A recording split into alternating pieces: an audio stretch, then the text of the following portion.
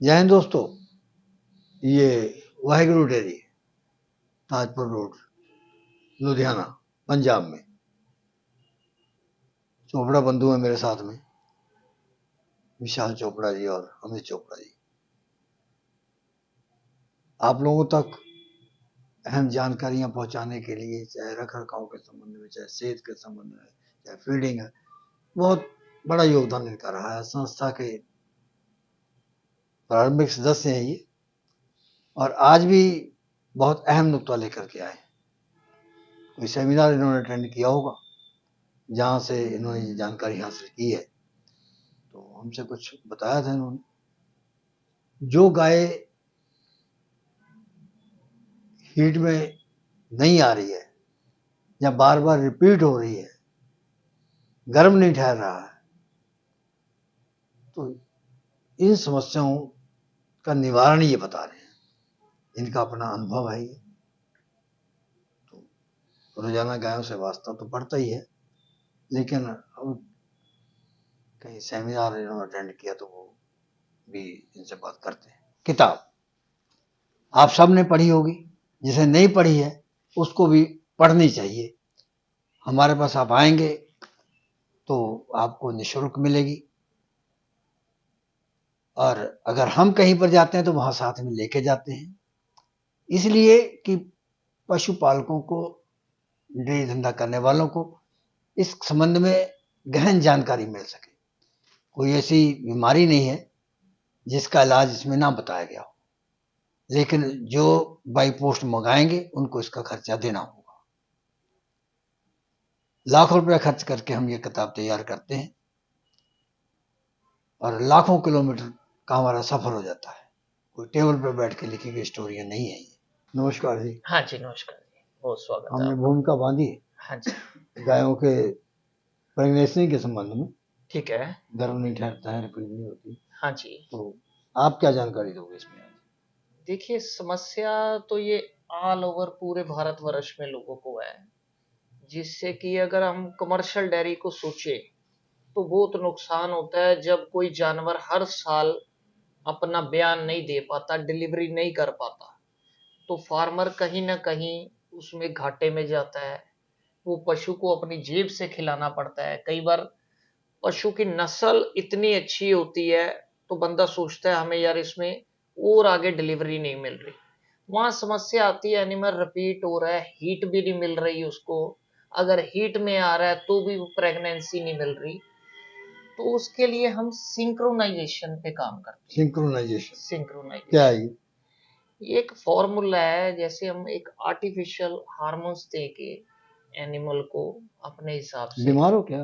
नहीं, धीरे धीरे बोलते? नहीं नहीं, बिल्कुल। अच्छा, मैं कहीं हो सकता है सर, झगड़ा वगड़ा नहीं हो? नहीं, कोई दिक्कत परेशानी, चलो, बहुत खुशी है हाँ। इसी से।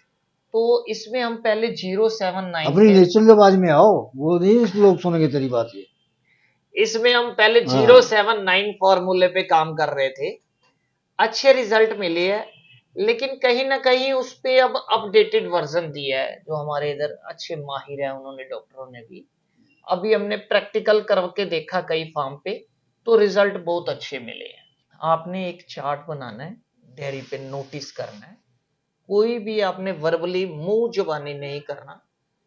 0 डे पे पहले आपने पहला दिन है 2 ml मेटमेट इंजेक्शन देना है। उसके 72 घंटे बाद आपने उसके बच्चेदानी में दवाई भरनी है, 60 ml मैरीफ्लॉक्स आईयू, 100 ml मेट्रोहिप, ये दोनों मिला के बच्चेदानी में छोड़ देनी है। अब इसके बाद 10वें दिन आपने 5 ml रिसेप्टर लगाना है और साथ में 10 ml वाइटम एच इंजेक्शन लगाना है, जिससे vitamin AD3, vitamin E, vitamin H मिलेगा। इसके बाद 19वें दिन 17वें दिन इसके बाद आपने फिर मेटमेट लगाना है, लेकिन इस बार 3 ml लगाना है, 2 ml सुबह, 1 ml शाम को।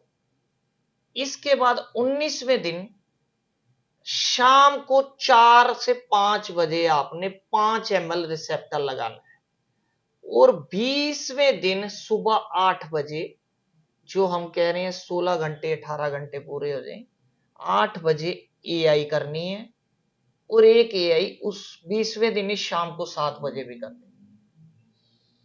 एक ना अपने वो डोज बता रहे हैं हाँ जी। वेट मिल्क की और रिसेप्शन, तो वो उसमें अंतर क्यों कर रहे हैं डोज में, बढ़िया कम ज्यादा? नहीं, कम ज्यादा नहीं, उसका क्या होगा? वेट मेट का एक अलग काम है। वेट मेट बच्चेदानी का मुंह खोलता है। कोई गाय जब आपकी डिलीवरी कर रही है, कई बार गाय 6-8 घंटे 10 घंटे परेशान होती रहती है, बच्चा देने पे जोर लगा रही है, तो आप थोड़ा सा अगर एक्सपर्ट है तो खुद है, नहीं तो डॉक्टर को बुला के हाथ डलवाएं। कई बार बच्चेदानी का मुंह ही नहीं खुलता, तो 2 ml वेटमेट हम लगाते हैं ना, तो बच्चेदानी का मुंह खुल जाता है, डिलीवरी आसान हो जाती है।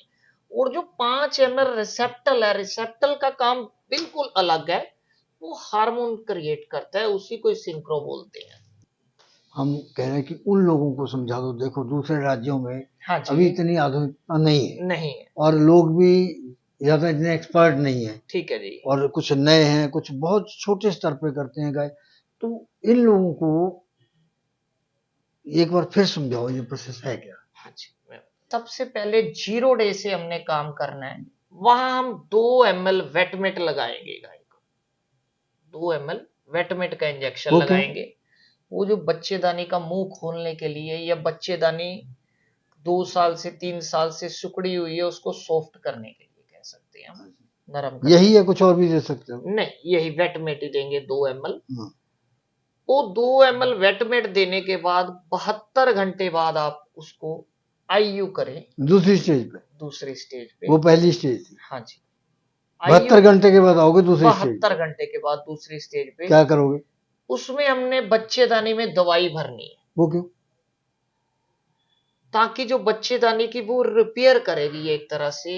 उसमें दवाई में हम मेट्रोहिप और मेरिफ्लॉक्स। इसका साइड इफेक्ट? नहीं, कोई साइड इफेक्ट नहीं है। ये तो हम, कोई गाय प्रेग्नेंट, हमारी गाय अभी डिलीवरी हुई है, 21 दिन बाद भी ये दे सकते हैं एक बच्चेदानी की, ये सफाई है। मतलब दुष्प्रभाव तो नहीं होगा? कोई दुष्प्रभाव नहीं है। 60 ml मेरिफ्लॉक्स और 100 ml मेट्रोहिप आप मिक्स करके उसकी बच्चेदानी में छोड़ दें 72 घंटे बाद? 72 घंटे बाद। अच्छा। उसके बाद समय आता है 10वां दिन। हाँ, तीसरी स्टेज आ गई। तीसरी स्टेज कह सकते हैं। 10वें दिन आपने 5 ml रिसेप्टल देना है। वो क्यों? मैं बताता हूँ। 5 ml रिसेप्टल देना है, और 10 ml साथ में वाइटामैच का इंजेक्शन देना है। अच्छा। ठीक है।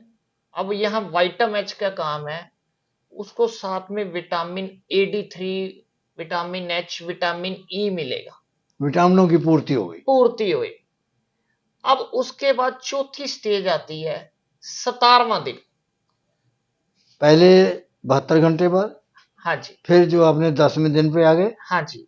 72 घंटे भी करीब करीब कितने बन जाते हैं, कितने दिन? 3 दिन हो 3 जाते दिन बन जाते हैं। हाँ जी, 3 दिन। 3 दिन के बाद में 10 दिन। हाँ जी। 10 दिन के बाद 17वें दिन। 17वें दिन। हाँ।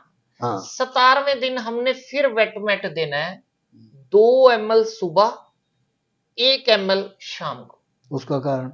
उसका कारण फिर ये बच्चेदानी का प्रोसीजर ही हम कर रहे हैं, जो उसके यूट्रस, यही तो समझाना है। यूट्रस का, जब ये आप इसको प्रैक्टिकल करेंगे ना, आपको रिजल्ट मिलेगा उसमें। वही मैं कह रहा हूँ, वेटमेट का हमेशा ही काम आता है, वो बच्चेदानी को सॉफ्ट करेगा, अपनी जगह पे लेके आएगा। वो तो पहले कर चुके? पहले कर चुके हैं। पहले हमने खाली उसकी बच्चेदानी की सफाई के लिए किया है, जो अच्छा। 0 डे पे किया हमने। हाँ, तो फिर दूसरी बार हमने 10वें दिन रिसेप्टल दिया उसको, जो हार्मोन क्रिएट करने के लिए 5 ml रिसेप्टल दिया, साथ में 10 ml वाइटामैच का इंजेक्शन दे दिया। अच्छा। अब हमने 17वें दिन इसको वेटमेट 2 ml सुबह दिया, 1 ml शाम को दिया। इसके बाद स्टेज आती है 19वें दिन। 19वें दिन? हाँ, पांचवी स्टेज आ गई। हाँ जी, 19वें दिन। नहीं, वो पहले वो ये बताओ कि आपने 10वें दिन दिया उसको? हाँ जी। विटामिन जो है? हाँ जी। और फिर 17वें दिन दिया? हाँ जी। तो उसमें जो है आप उसी क्वांटिटी में फर्क डाला विटामिन? हाँ। अब जो हम 17वें दिन दे रहे हैं ना, वो 2 ml सुबह दे रहे हैं, शाम को 1 ml शाम को भी दे रहे हैं। पहले कितना बताया था? पहले हमने 2 ml दिया था 0 डे पे। अच्छा। हाँ, जो 17वें दिन दिया है उसमें हम 3 ml दे रहे हैं। अच्छा 2 ml सुबह, हाँ 1 ml शाम को। ठीक है। अब इसके बाद आता है 19वां दिन। नहीं ये जी भी बता दो, ये सुबह शाम का क्या मतलब, दिन में नहीं दे सकते? नहीं, मैं बताता हूँ। जो 19वां दिन आ रहा है, हम्म, 19वें दिन आपने रिसेप्टल देना है 5 ml, लेकिन देना है शाम को 4 से 5 बजे। हाँ सुनिए मेरी बात, शाम को 4 से 5 बजे रिसेप्टल देना है। फिर 20वें दिन सुबह 8 बजे एआई करनी है आपने, एक करनी है शाम को 7 बजे। अब मैं आपकी बात का जवाब दे रहा हूं कि 19वें दिन शाम पे क्यों हाँ आए। शाम और हर सुबह रोज क्यों सुबह रिसीव 9 करें? बजे दे रहे थे, हाँ हाँ जो हम 19वें दिन शाम को 4-5 बजे दे रहे हैं ना उसको रिसेप्टल, तो उसके बाद इसकी जो हम नेचुरल भी कोई एक स्वस्थ गाय की भी एआई करते हैं, हीट आने के 16 से 18 घंटे बाद हम कहते हैं आप सीमन दीजिए। अच्छा 16 से 18 घंटे। अगर हम आपने 19वें दिन शाम को 4 से 5 बजे रिसेप्टल दिया है 5 ml, तो आप 20वें दिन सुबह 8 बजे उसकी एआई कर दीजिए। साथ में दूसरा सीमन एक एक्स्ट्रा डोज है वो बूस्टर, वो शाम को 7 बजे एआई कर सकते हैं आप। आपकी गाय 99% इसमें प्रेगनेंसी आएगी। हाँ, एक कोई बच्चेदानी में बहुत बड़ी रसोली नहीं होनी चाहिए, या बिल्कुल बच्चेदानी अगर हम बोलते हैं डैमेज ही हो गई है। कोई जमांद्रू नुक्स है? हाँ, जमांद्रू, कई बछड़ियों में, कई गायों में बच्चेदानी नहीं होती, वहां पे थोड़ी आप ये सब कर सकते हैं। ये मेरे कहने का मतलब है।